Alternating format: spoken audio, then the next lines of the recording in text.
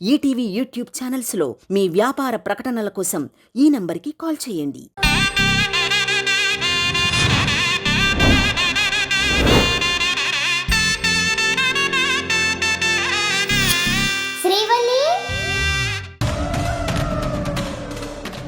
Doctor గారు, ఎలా ఉంది మా పిన్నికి? బాగానే ఉంది, కానీ ఇంకా ఆయాసం తగ్గలేదంటున్నారు. ఏంటి, మీ కోడలు టాబ్లెట్స్ తేవడానికని వెళ్ళి ఇంకా రాలేదు? అమ్మా, నేను నీ టాబ్లెట్స్ రెగ్యులర్గా పెట్టే డస్క్ మీద కాకుండా వేరే చోట పెట్టాను. అవి భవానీకి దొరకలేదనుకుంటా, వెతుకుతున్నట్టుంది. సరే అమ్మా, నేను వెళ్ళి తీసుకొస్తాను. మంగళ, భవానీ వస్తుందిలే.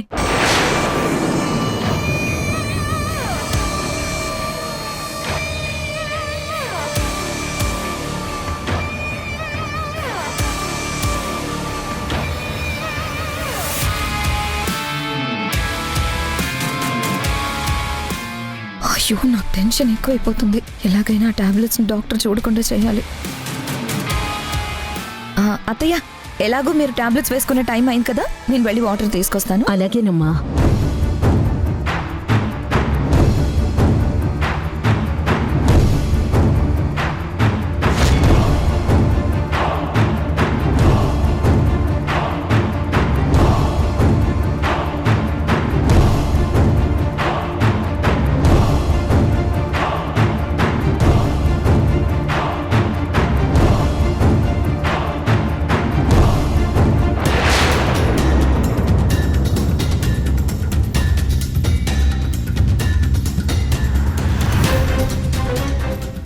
సారీ, చూసుకోలేదు.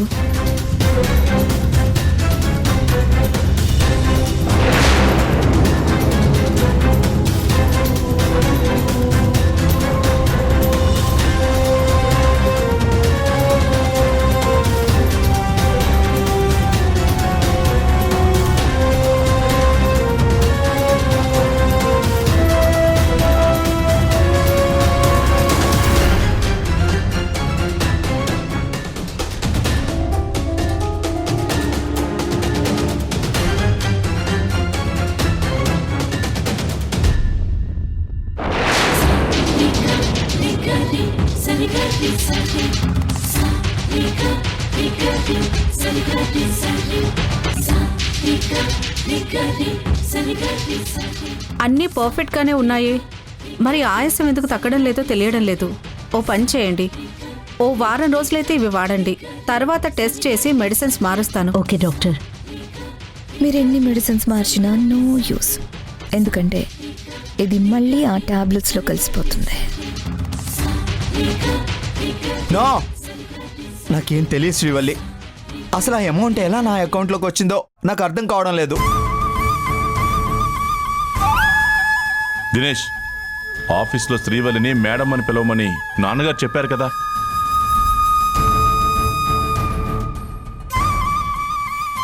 నాన్న, ఎక్కడ ఏదో పొరపాటు జరిగింది. ఎవరో కావాలని నన్ను ఇలా ఇరికిస్తున్నారు.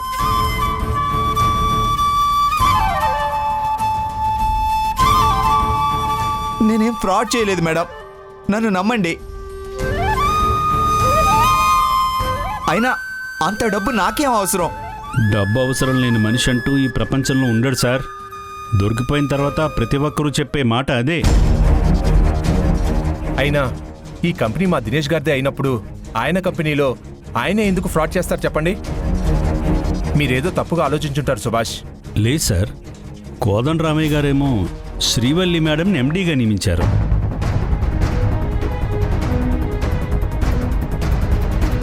దినేష్ గారికి ఏం కావాలన్నా తనకంటే చిన్నదైన మేడం గారే చెక్కు మీద సైన్ పెట్టాలి. అది ఇష్టం లేని దినేష్ గారు ఈర్ష్యతోనో లేకపోతే తను సెపరేట్గా ఎదగాలనో అలా చేసి ఉండొచ్చు కదా.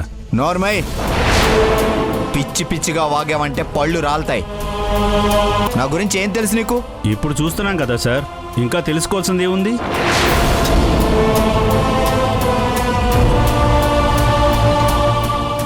మేడం, చూసారా అతను ఏమంటున్నాడు? నా గురించి నోటుకొచ్చినట్లు మాట్లాడుతున్నాడు. నేనేంటో మీకు తెలీదా? వెంటనే ఇతన్ని జాబ్ నుండి తీసేయండి. ఏంటి సార్, నన్ను జాబు నుంచి తీసేస్తారా? తీసేస్తే తీసేయండి. నేను ఎక్కడున్నా నిజాయితీగానే ఉంటాను.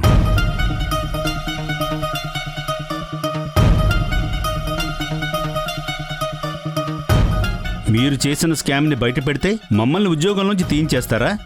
మీ చేతిలో అధికారం ఉంటే ఏమైనా చేయొచ్చు అనుకుంటున్నారా? మేడం, ఆయన మీ అన్నయ్య కావచ్చు, కానీ కంపెనీకి సంబంధించి మాలాగే తను కూడా ఒక ఎంప్లాయ్. ఆయన ఫ్రాడ్ చేశాడు, నేను పట్టుకున్నాను. ఇక మీరు ఎవరి మీద యాక్షన్ తీసుకుంటారో మీ ఇష్టం. సుభాష్ గారు, మళ్ళీ చెప్తున్నాను, నేను ఎటువంటి ఫ్రాడ్ చెయ్యలేదు. స్టేట్మెంట్తో సహా చూపించాక మళ్ళీ ఎలా మాట్లాడతారేంటి సార్? మీరెందుకు చేశారో మాకు తెలియదు, కానీ కావాలని చేశారని మాత్రం ఖచ్చితంగా తెలుసు. దానికి కూడా నా దగ్గర ప్రూఫ్ ఉంది. ఏం ప్రూఫ్ ఉంది చెప్పు.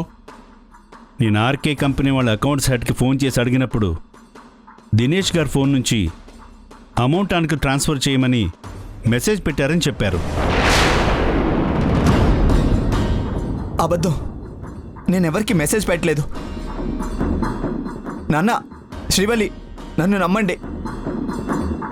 వీళ్ళంతా కావాలని ఇలా చేస్తున్నారు. నా తమ్ముడు అలాంటి మెసేజ్ పెట్టలేదని చెప్తున్నాడు కదా సుభాష్. ఇంకా దినేష్ గారు నిజాలు చెప్తున్నారు నమ్ముతున్నారా? మీరు మరీ ఇంత అమాయకంగా ఉన్నారేంటి సార్? నా తమ్ముడు మెసేజ్ పెడితే అది ఫోన్లోనే ఉంటుంది కదా. ఇప్పుడే ఫోన్ చూపించి మీరు చెప్పేది అబద్ధం అని నిరూపిస్తాను. దినేష్, ఒకసారి ఫోన్ ఇవ్వు.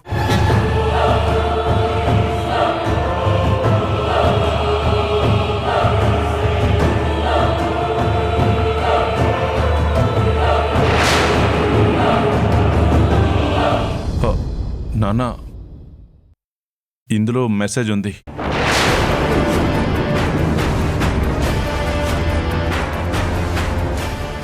దినేష్, ఎందుకు ఇలా చేశావు?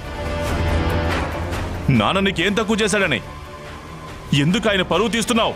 కేశవ, ఇంకా ఈ విషయం గురించి ఎవరు మాట్లాడదు. అది కాదు నాన్న. చెప్పాను కదా కేశవ, ఇక ఈ టాపిక్ గురించి డిస్కస్ చేయొద్దని. ఈ విషయం సీతకు అస్సలు తెలియనివద్దు. This is my order, my order, my order, my order.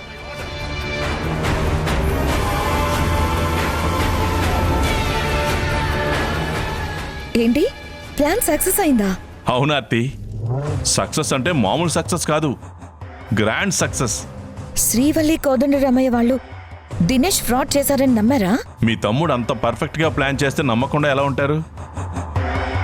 పైగా ఆ సుభాష్ కూడా ఎక్స్ట్రాడినరీ పెర్ఫార్మెన్స్ ఇచ్చాడు.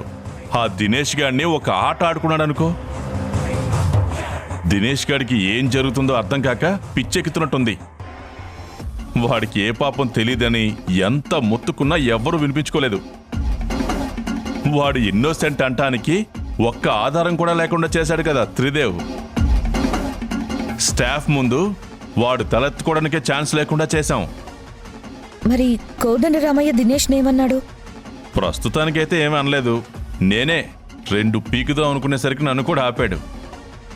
ఎందుకు? ఆయన ఆపినా కూడా నువ్వు ఆగకుండా వాడికి 2 తగిలించి ఉండాల్సిందే. నాన్న అడ్డుపడుతుంటే నన్నేం చేయమంటావు? చూద్దాం, ఇంకొకసారి ఛాన్స్ వస్తుందేమో. ఇక్కడ ఇంట్లో ఈరోజు ఏం జరిగిందో తెలుసా? ఏం జరిగింది? ఆ డాక్టర్ సీతమ్మని చెక్ చేసి తన హెల్త్ రికవరీ కావట్లేదని డౌట్ వచ్చి మెడిసిన్స్ చెక్ చేయబోయింది. వీడు యాంటీ టాబ్లెట్స్ అందులో కలిపిన విషయం ఏమన్నా తెలిసిందా? తెలియకుండా నేను మేనేజ్ చేశానులే. మనం ప్రతి క్షణం జాగ్రత్తగా ఉండాలి.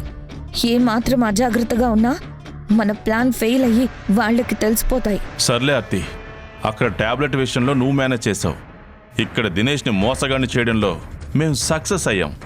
ఇప్పుడు చెప్తా భవానీ సంగతి. అత్తి, ఈ విషయం సీతమ్మకు తెలియకూడదని కోదండరామయ్య ఆర్డర్ పాస్ చేశాడు. ఓహో, తెలిస్తే గుండె పగిలిచ్చేస్తుందని భయపడినట్టున్నాడు. అంతేగా మరి. అయినా మనం చెప్పకుండా ఉండం కదా. మీరు ఇంటికి ఏ టైం వరకు వస్తారు? కరెక్ట్గా ఇంకో గంటలో అక్కడ ఉంటాం. ఓకే, మీరు వచ్చే టైంకి ఈ ఇంట్లో మంట రాజేస్తా. అలాగే.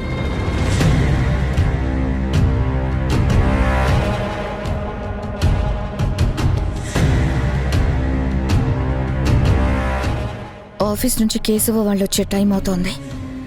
ఇప్పుడు నేను వీళ్ళకి దినేష్ గురించి చెప్పి ప్రశాంతంగా ఉన్న ఇంట్లో సునామీ సృష్టించాలి.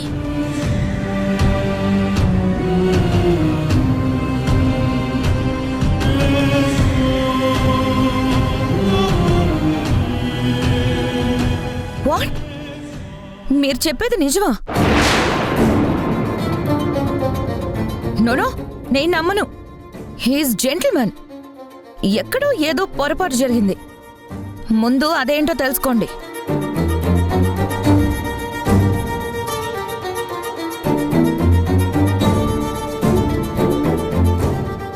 ఏంటో దినా, ఏం జరిగింది? ఏం చెప్పమంటావు కల్పన? ఒక మనిషిలో చిన్న తప్పు దొరకగానే నిజ నిజాలు తెలుసుకోకుండా నిందలు వేసేస్తారు. ఇప్పుడు ఎవరి మీద ఎవరు నిందలు వేశారు? అసలు సొంత కంపెనీలో ఫ్రాడ్ ఆలోచన ఎవరికైనా వస్తుందా?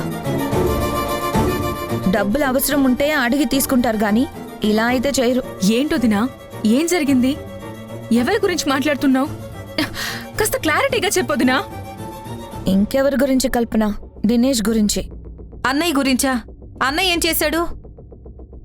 అతనెంత నిజాయితీపరుడో మనకు తెలుసు కదా. అలాంటి వాడు కంపెనీలో ఫ్రాడ్ చేసి 20 కోట్లు నొక్కేశాడని అంటున్నారు.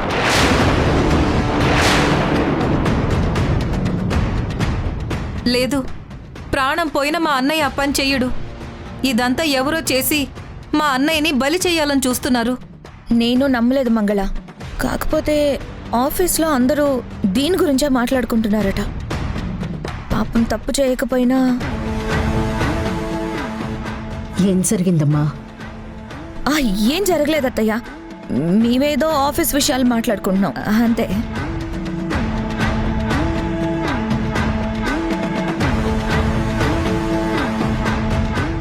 ఏం జరగకపోతే మీరందరూ ఎందుకలా ఉన్నారు?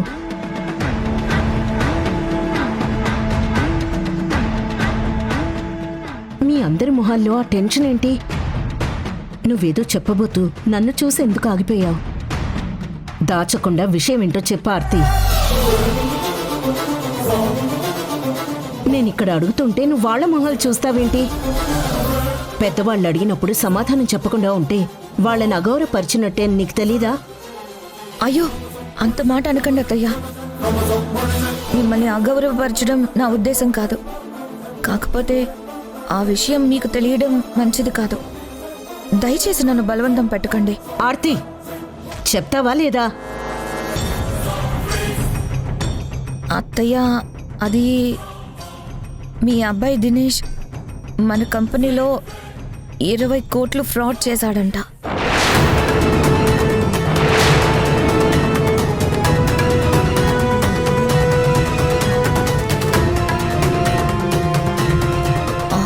ఆఫీస్లో అందరూ దినేష్ని ఒక దొంగలా చూస్తున్నారట.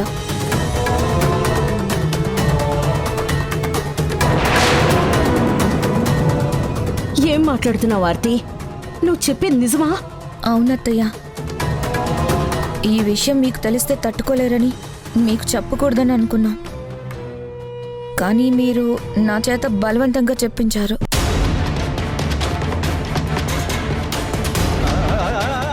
లేదత్తయ్య, నేను నమ్మను. ఆయన ఎప్పటికీ అలాంటి పని చేయరు. ఆయన ఎంత సిన్సియర్గా ఉంటారో మీకు కూడా తెలుసు కదా.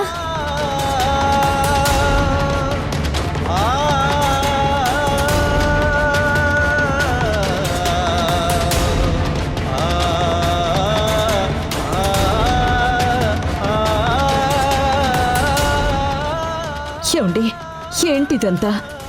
దినేష్ 20 కోట్లు కాజేయడమేంటి? చెప్పండి. వాడలాంటి పని చేయలేదని మీరు చెప్పండి. అదంతా అబద్ధమని చెప్పండి.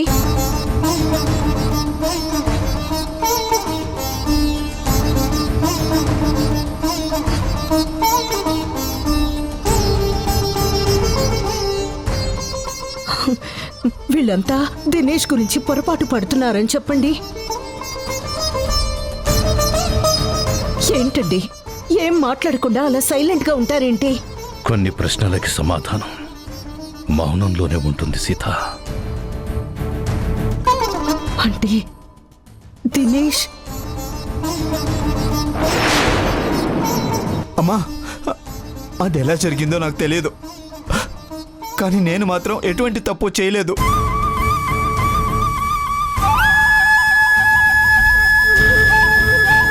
కానీ అన్ని ఆధారాలు నేను ఫ్రాడ్ చేసినట్టుగానే ఉన్నాయి.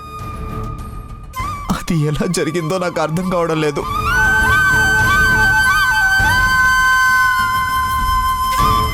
తప్పు చేసినప్పుడు ఒప్పుకోవడం తప్పేం కాదు దినేష్.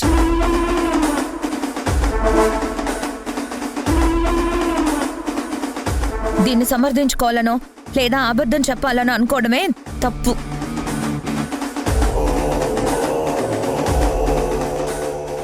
మనిషి అన్నాక డబ్బు కోసం ఆ మాత్రం ఆశపడ్డం సహజం. పోనీలే, అత్తయ్యని మావయ్యని క్షమాపణ అడిగి ఆ తప్పు మళ్ళీ చేయనని చెప్పు. అంతేగాని ఇలా నువ్వేం చేయలేదని ఇంకా ఇంకా ఇన్నోసెంట్గా నటించుకో. నేనేం నటించడం లేదు, ఆ అవసరం కూడా నాకు లేదు. నేనే తప్పు చేయలేదు. చెయ్యని తప్పుకు ఎప్పుడూ క్షమాపణ అడగను, అడగలేను కూడా.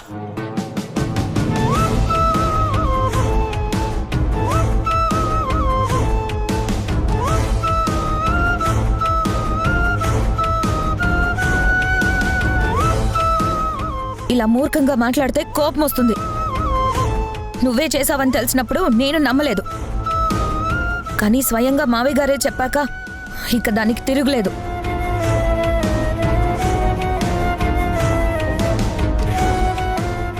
ఈ ఫ్రాడ్ కంపెనీలో వేరెవరైనా చేసుంటే ఈ పాటికి వాళ్ళని పోలీసులకు అప్పగించి లాకప్లో వేయించేవాళ్ళం.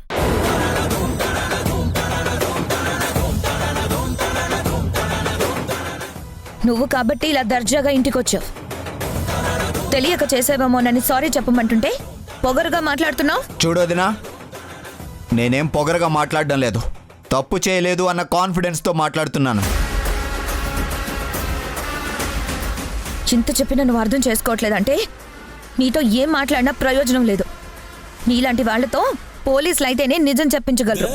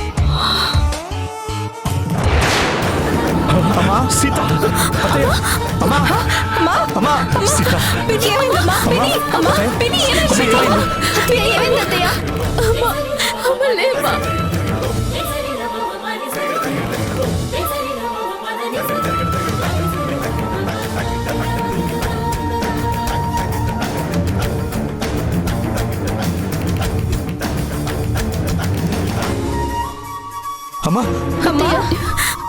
అమ్మా లేమ్మా.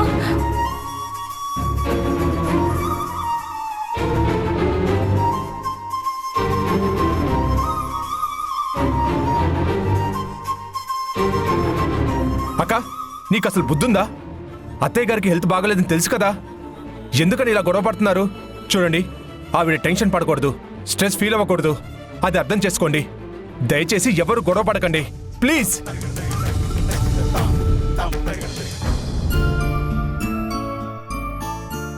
మళ్ళీ అమ్మ కళ్ళు తిరిగి పడిపోయిందన్న భయంలో ఉంది. దీన్ని ఇంకా భయపెట్టి దీని చేతే దినేష్ వాళ్ళని బయటికి గెంటించేయాలి. జరిగిన దానికి నాకు కూడా చాలా బాధగా ఉంది శ్రీవల్లి. ఇక చెల్లెలిగా నువ్వెంత బాధపడుతున్నావో నేను అర్థం చేసుకోగలను. కానీ ఇలాంటి టైంలోనే మనం ధైర్యంగా ఉండాలి. అలా కన్నీళ్లు పెట్టుకుంటే ఎలా చెప్పు? ఏం చేయమంటావు త్రిదేవ్? అటు అన్నయ్య ఒక దొంగగా ముద్రపడ్డాడు, ఇటు అమ్మ కొడుకిలా చేసినందుకు కుమిలిపోతుంది. వాళ్ళిద్దరినీ చూస్తుంటే ఏం చేయాలో నాకేమీ అర్థం కావటం లేదు. నాకు మీ అన్నయ్య గురించి పెద్దగా బాధ లేదు. తప్పు చేశాడు కాబట్టి అతని గురించి ఆలోచించాల్సిన అవసరం లేదు. కానీ అత్తయ్యని చూస్తుంటేనే మనసు తరుక్కుపోతుంది. దినేష్ బావ తప్పు చేశాడని తెలియగానే ఆ బాధ తట్టుకోలేక అత్తయ్య కళ్ళు తిరిగి పడిపోయారు. సమయానికి మనందరం దగ్గరున్నాం కాబట్టి టాబ్లెట్ ఇచ్చి నార్మల్ చేశాం. లేదంటే ఏమై ఉండేదో ఊహించడానికే భయంగా ఉంది. ఆవిడున్న కండిషన్లో ఎక్కువగా టెన్షన్ తీసుకోకూడదు, యాంగ్జైటీ ఫీల్ అవ్వకూడదు. దాని ఎఫెక్ట్ హార్ట్ మీద పడుతుంది. కొడుకు ఇలాంటి పని చేశాడు అంటే ఏ తల్లైనా ఎలా తట్టుకుంటుంది చెప్పు? అసలు ఆవిడికి ఈ విషయం తెలియకుండా జాగ్రత్త పడాల్సింది. నాన్నగారు కూడా అమ్మకి ఈ విషయం తెలియనివ్వద్దన్నారు, కానీ మనం వచ్చేసరికి తెలిసిపోయింది. ఏం చేయగలం చెప్పు? ఇప్పుడైనా మనం జాగ్రత్త పడాలి శ్రీవల్లి. అత్తయ్య ఆరోగ్యం కుదుట పడాలి అంటే ఇంట్లో ఈ గొడవలేవి జరగకుండా ఉండాలి. నేను దాని గురించి ఆలోచిస్తున్నాను. రేపొద్దున ఈ విషయం గురించి ఎవరూ డిస్కస్ చేయొద్దని అందరికీ చెప్పాలి. అలా చేస్తే సరిపోదు శ్రీవల్లి. మరి ఇంకేం చేయాలి? నువ్వేమీ అనుకోను అంటే నీకొక మాట చెప్తాను. నన్ను తప్పుగా అనుకోవద్దు. నిన్నెందుకు తప్పుగా అనుకుంటాను? నువ్వేం చెప్పినా కరెక్ట్గానే చెప్తావు. ఏంటో చెప్పు. నేను బాగా ఆలోచించే అత్తయ్య గారు క్షేమంగా ఉండటం కోసం మాత్రమే ఇలా చెప్తున్నాను. విషయం ఏంటో చెప్పు త్రిదేవ్. కొన్నాళ్ల పాటు దినేష్ బావ వాళ్ళు ఇంట్లో లేకపోతే బెటర్.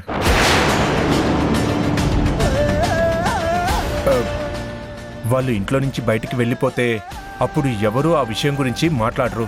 ఏం మాట్లాడుతున్నావు త్రిదేవ్? అన్నయ్య వెళ్ళిపోవాలా? అది జరగని పని. ఈ ఇంట్లో నుంచి ఎవరు బయటికెళ్లరు.